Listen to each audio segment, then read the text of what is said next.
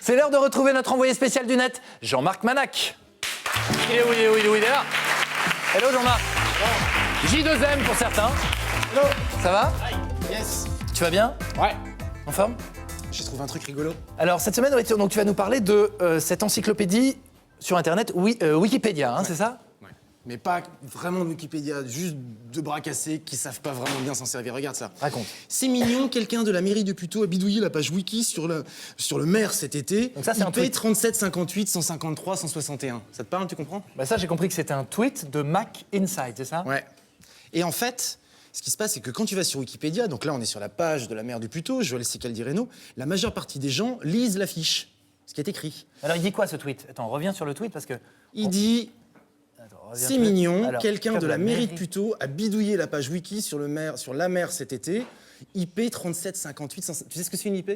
Non, L'adresse pas IP, trop, non. c'est l'adresse qui identifie ton ordinateur ou ton réseau sur Internet. Ok. Moi, alors, ce qui m'intéresse d'abord, c'est de savoir donc pourquoi on a bidouillé la page wiki de la maire de Puteaux cet été. Alors pour ça, tu vas dans l'onglet historique. Ouais. Historique, tu vois, c'est en haut là.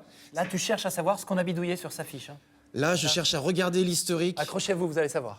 Accrochez-vous. Donc tu vois la liste Donc là, voilà. des gens qui ont rajouté des choses, qui ont retiré. Donc là, Ok. il a rajouté 123 caractères, 60 caractères, 1297 caractères.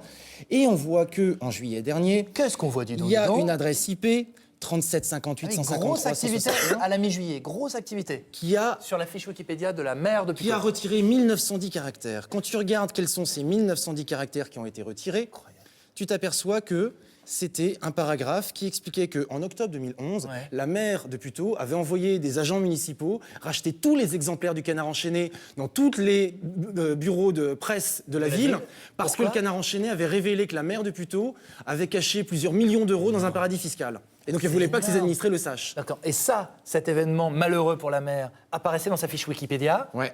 Et en gros, quelqu'un a Sauf coupé que quand ce tu passage. regardes, Mais qui, alors Qui quand tu fais une modification sur Wikipédia, la majeure partie des gens se sont créés un compte et donc ils ont un pseudo. Ce que tu veux dire, c'est que ça se voit, il y a des traces. Ceux qui ne se créent pas de pseudo, qui n'utilisent pas de pseudo, qui pensent rester anonymes sur Wikipédia en faisant une modification, Ouais. c'est leur adresse IP qui apparaît. D'accord. Quand tu cliques sur le bouton, tu as la liste de toutes les contributions de cette adresse IP et tu as un lien Whois.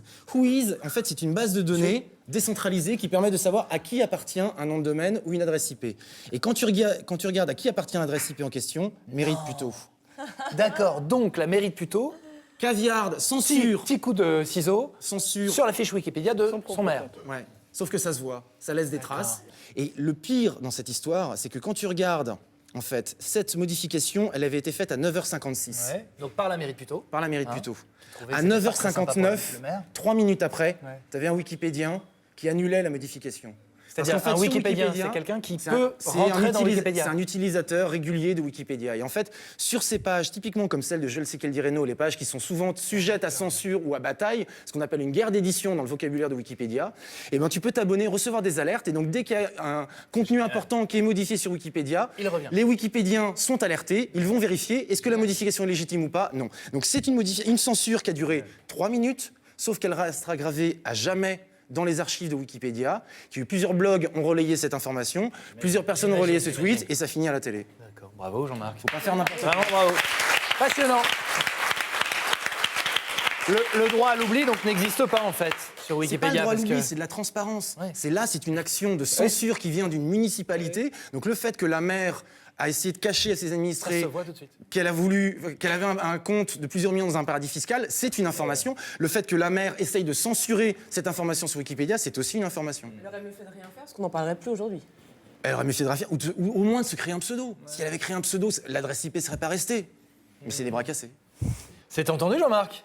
Je veux dire même plus, c'est fact-checké. Check. Check. Ok, Check. on check.